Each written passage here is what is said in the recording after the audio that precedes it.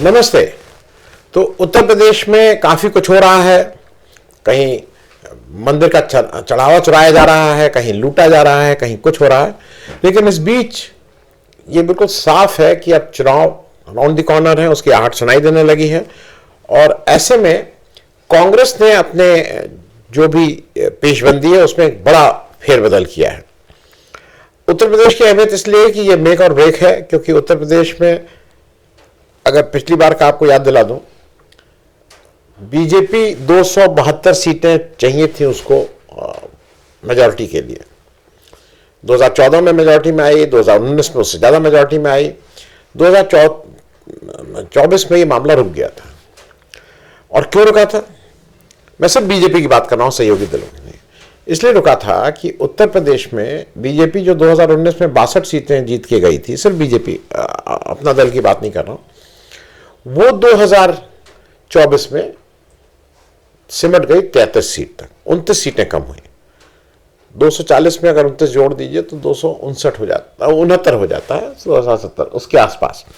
तो बीजेपी के लिए या ऑपोजिशन के लिए जरूरी है कि अगर बीजेपी को आपको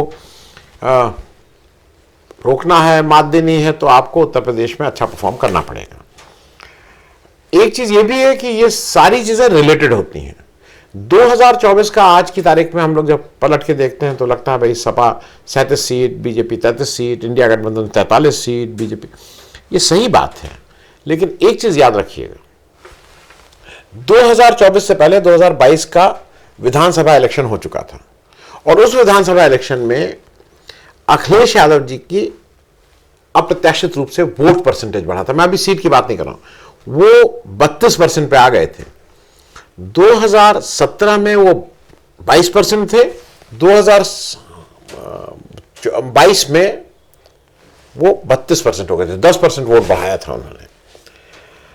अब ऐसे में बीजेपी के लिए या विपक्षी पार्टियों के लिए आवश्यक है कि वो अपने रणनीति को ठीक करें।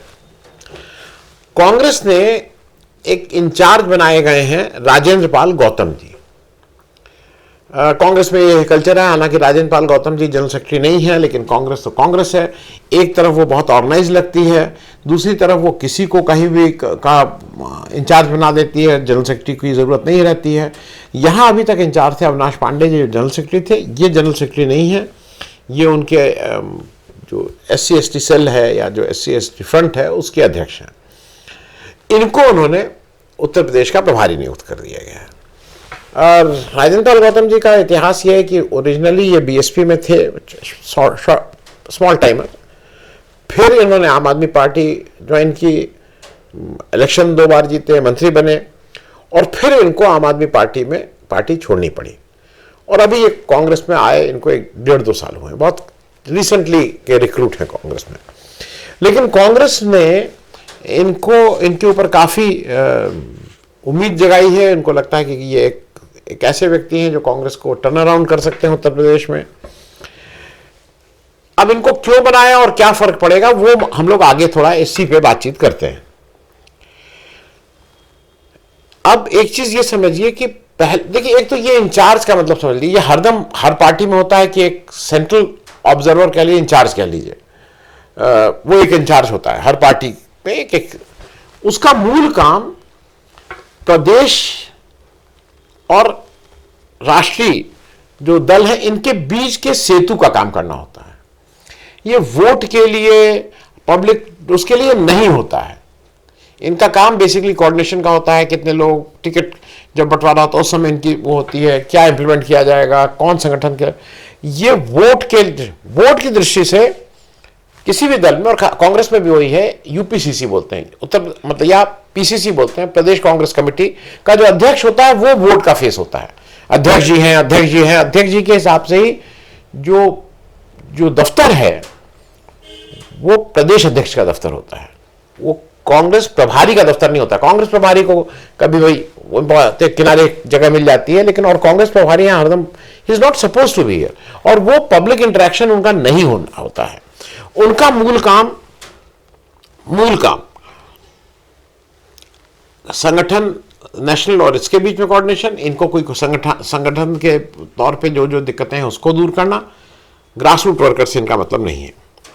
अब क्या हो रहा है कि अब बिल्कुल फर्क हो गया, अब ये फोकस में है। अब राजेंद्र पाल गौतम जी दिल्ली से चले हैं, वो कार्यक्रम हम सब लोगों के मोबाइल पे आया, जितने जर्नलिस्ट हैं, कि वो यहाँ आएंगे, फिर रोड रास्ते से, फिर वो आगरा पहुंचेंगे, तो फिरोजाबाद पहुंचेंगे, इतने बजे पहुंचेंगे। मतलब वो लाल लश्कर के साथ कहीं ना कहीं अध्यक्ष जैसे वो बिहेव कर रहे हैं। ये काम उनका नहीं था। अब वो ज्यादा फोकस में है। अब इसके बाद मैं आगे बढ़ूं, इनको क्यों बनाया गया, क्या बनाया गया, वो भी थोड़ा बात कर लें।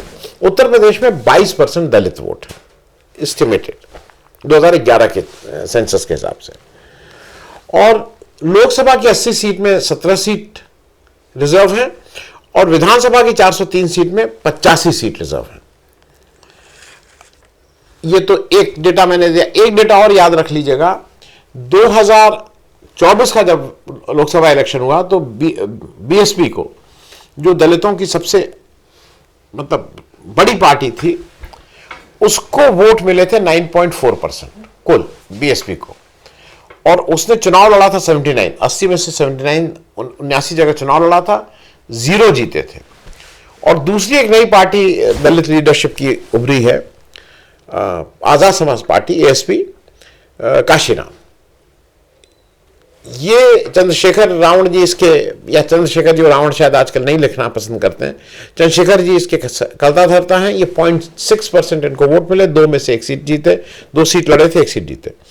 तो ये जो दो ऐसी पार्टी जो बेसिकली दलित वोट को एड्रेस करती हैं, इनको कुल मिला के 10% वोट मिले, 12% वोट फ्लोटिंग है। अगर ये मान रहे हैं हम कि यहां पे जो वोट मिले उसमें एक भी अपर कास्ट या ओबीसी या वोट नहीं है, ऐसा नहीं होता है। तो मेरा यह मानना है कि अगर 10% वोट मिल रहे हैं तो आधे वोट सवर्ण के जरूर होंगे। तो इनको वोट दलितों में केवल मेरे हिसाब से 5% मिले, 70% वोट फ्लोटिंग है। अब वो वोट कहां जा रहे हैं ये देखने वाली बात होगी, और उसी के लिए शायद ये सारे कुछ व्यू रचना हो रही है। अब जरा ये समझिए कि राजेंद्र पाल गौतम यहां पे क्यों इंपॉर्टेंट हैं कांग्रेस के लिए, क्यों इनको किया गया। 2014 में बीजेपी 17 में 17 सीट जीत गई थी लोकसभा की, 17 रिजर्व सब जीत गई। 2019 में 17 में 15 सीट बीजेपी जीती और 2 सीट बीएसपी जीत गई थी। ये पुराना लेखा जोखा। लेकिन 2024 आते आते बाजी उलट गई। 17 सीट में बीजेपी केवल 8 सीट जीत पाई थी, समाजवादी पार्टी 8 सीट जीती थी, और 1 सीट कौन जीता था, 1 सीट जीते थे चंद्रशेखर रावण जी, और एक जो कांग्रेस की सीट थी। तो टेक्निकली इंडिया गठबंधन 9 सीट्स, टेक्निकली एनडीए 8 सीट्स, और अन्य में 1 सीट। अब एक और चीज इंटरेस्टिंग है, इंटरेस्टिंग यह है कि ये तो 8 बीजेपी, 8 सपा, 1 कांग्रेस, 1 एएसपी, तो ये तो 18 की गिनती आ रही है। ये कैसे हुआ?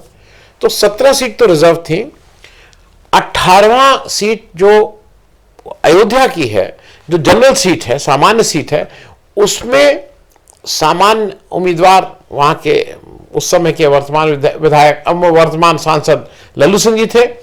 उनके सामने अवधेश प्रसाद जी ने इलेक्शन लड़ा और उनको हरा दिया। तो जनरल सीट पे दलित जीत के आए थे, इसलिए 17 की जगह 18 दलित इस बार चुन के गए थे। अब जरा कांग्रेस के व्यू पॉइंट से देखिए। कांग्रेस में राहुल गांधी को लगता है कि जो जातिगत जनगणना है या दलित हैं, वंचित लोग हैं और इनका रिप्रेजेंटेशन बहुत कम होता है, कोई बोलने वाला नहीं है। यहां मैं उत्तर प्रदेश की बात कर दूं। उत्तर प्रदेश में क्या है? Chief minister Rajput. अब 2 चीफ मिनिस्टर इन वेटिंग हैं, ब्रजेश पाठक ब्राह्मण, केशव मौर्य ओबीसी, पार्टी अध्यक्ष कुर्मी ओबीसी।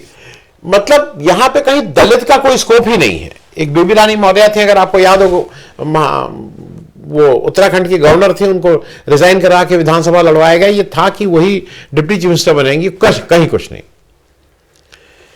तो कांग्रेस इस तरह का कोशिश करती है कि वो, और पुराना वोट बैंक तो कांग्रेस का था, चन्नी याद है आपको, पंजाब बनाए गए, फिर राजेश राम जी को बिहार बनाए गए, अभी भी हैं वो।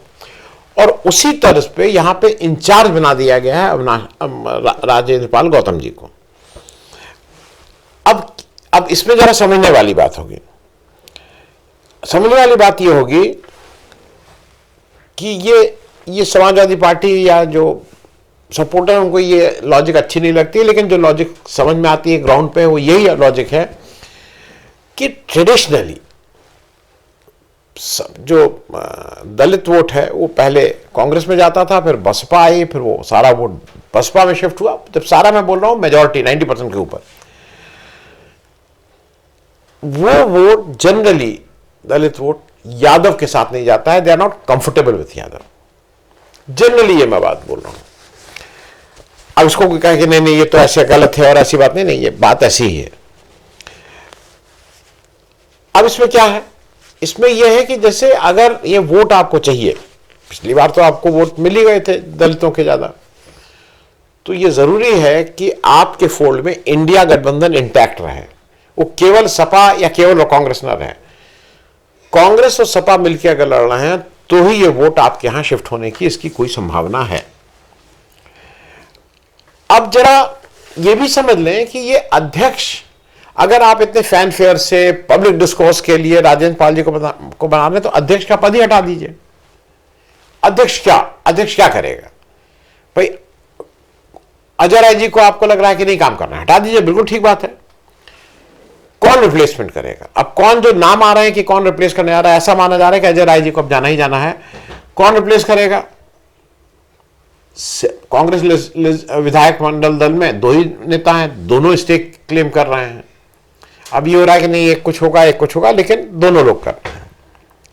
जो लोग हैं, एक पुराने लल्लू जी का भी नाम है, इसमें मुझे नहीं लगता है on the face of it कि किसी के पास ये कुव्वत है कि कांग्रेस को टर्न अराउंड कर दें। अब अगर कहीं ये लगता है कि नहीं गौतम जी को ही बात, तो गौतम जी को अध्यक्ष बना दीजिए। ये जो घुमा फिरा के किया जा रहा है उससे सब डिससेटिस्फाइड रहेंगे।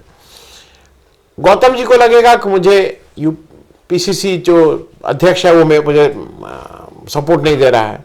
पीसीसी अध्यक्ष को लगेगा कि एक आदमी आया हुआ है जो सिर्फ इसलिए आया है कि मुझे कैसे हटाया जाए, तो उसका भी उसके प्रति बहुत सम्मान तो उस तरह का नहीं रहेगा। अब मुझे ऐसा लगता है कि जो अगला इलेक्शन, अच्छा अभी क्या हो रहा है कि दोनों तरफ से, सपा की तरफ से, कांग्रेस की तरफ से खूब तर्क एक दूसरे के अगेंस्ट बोला भी जा रहा है, बयान भी जारी किए जा रहे हैं। लेकिन दो चीजों के बिना अगर नहीं किया तो फिर 2024 का इलेक्शन इतना आसान नहीं है। ज्ञानेश कुमार तो ही, मैं उसकी बात अभी आज नहीं कर रहा हूं, लेकिन मैं एक ऐसा इलेक्शन जिसमें सत्ता पक्ष को 2-4-5% की एडवांटेज होती है, ऐसे इलेक्शन में जो समाजवादी पार्टी, अगर उसको इंडिया गठबंधन के वोट चाहिए, और ये सबको पता है कि उससे पहले 2014-2019 में जब आप मायावती जी के साथ भी गए तब भी आपको 5 ही सीट मिली थी। पिछले साल तो आपको अगर 37 सीट मिली है, इंडिया गठबंधन को 43 है, तो कहीं ना कहीं आप सब लोग ज्वाइंटली लड़े तब ये हासिल हुआ। अब इसमें क्या बात है, आपको अभी से कहना होगा, क्योंकि लोगों का अप्रहेंशन है कि भाई अगर आ जाएंगे तो फिर ये राज। अब हो सकता है आप बिल्कुल ठीक बोलते हो, ये आपके अगेंस्ट को प्रचार है, लेकिन प्रचार है। इस देश को 10 साल तक लोगों ने राहुल गांधी को पप्पू पप्पू पप्पू किया, तो ये दुष्प्रचार है। ये आपके हिसाब से झूठा है, लेकिन ये है आज की तारीख में। और वो ये है कि आपको अभी से अनाउंस कर दीजिए कि अगर हम सत्ता में आते हैं इंडिया, तो हम कांग्रेस के साथ सत्ता शेयर करेंगे, will share it with Congress, क्योंकि अदरवाइज तो आप ज्यादा सीटें लड़ेंगे, आपके नंबर ज्यादा आएंगे, आप मेजॉरिटी भी आ सकती है। तो एक तो पहले चीज ये कही, लोगों का आपके ऊपर विश्वास उठ जाए। दूसरी बात, अभी से, अब तो 6 महीना इस साल और अगले साल 1 या 2 महीना, तो 7 महीने दूर है इलेक्शन है। अभी से ज्वाइंट मीटिंग करना शुरू कर दिया, अभी से मैसेज ये जाने लगे कि हम लोग साथ लड़ेंगे। वो अलग बात है कि कांग्रेस को सपा भी कह रही है कि हम 60 देने के मन बनाए हैं, कांग्रेस चाहती है कि 120, बात हो रही है कि शायद 80 पे तय हो जाए, लेकिन कहीं कहीं कहा जा रहा है कि नहीं हम तो सब सीट पे लड़ेंगे। इस तरह की बातें हो रही हैं, लेकिन इसको जितनी जल्दी खत्म करिए और ज्वाइंट कैंपेन शुरू कर दीजिए, तभी लोगों का आपके ऊपर विश्वास बनेगा। अब एक जरा राजन पाल गौतम जी के साथ मुझे ऐसा लग रहा है कि एक दो चीजें मैं इसलिए बता दूं कि ये जब यहां आए हैं तो इनका कार्यक्षेत्र तो उत्तर प्रदेश का भी रहा नहीं है, ये तो दिल्ली में के मूल रूप से कार्य करता है। तो ये यहां पे क्या डिलीवर कर पाएंगे, कितने प्रभावी होंगे, ये देखने वाली बात होगी। और दूसरा क्या है कि जैसे अभी आपने एक लखनऊ में कार्यक्रम किया था जुपिटर हॉल इंदिरा गांधी प्रतिष्ठान में, एक कार्यक्रम से नहीं चलेगा, लखनऊ के कार्यक्रम से तो कतई नहीं चलेगा, जाना होगा गांव गांव। अब मेरे हिसाब से आप इंचार्ज तो हैं और आपका उत्तर प्रदेश आपकी जन्मभूमि रही है, जो जितनी मेरी नॉलेज है, तो टेक्निकली जनरली अभी तक का जो बात थी उस व्यक्ति को जो उस प्रदेश का है इंचार्ज नहीं बनाया जाता था। लेकिन अब अगर बीजेपी नई तरह की चीजें सीख रही तो कांग्रेस भी सीख रही है। लेकिन ये स्पष्ट है, इसमें कोई इफ एंड बट नहीं है कि कांग्रेस को ये पावर सेंटर बिल्कुल क्लियर करना होगा कि कैसे पावर करेंगे, अध्यक्ष का क्या काम है और इंचार्ज का क्या काम है, ये आपको डिफाइन करना होगा। मेरे हिसाब से ये सेतु है बिटवीन स्टेट और सेंट्रल गवर्नमेंट, पर अप्रभावी जिस तरह से आ रहे हैं गाजा बाजा बैंड, वो उसमें कहीं ये नहीं है कि ये चुपचाप बैठ के देखेंगे, ये एक्टिवली उसमें इन्वॉल्व होंगे। और शायद जो मेरी समझ है, असली क्राइटेरिया ये होगा कि इनका और सपा का तालमेल बढ़ता है कि खटपट बढ़ के दूरियां बढ़ती हैं। थैंक सो मच, धन्यवाद।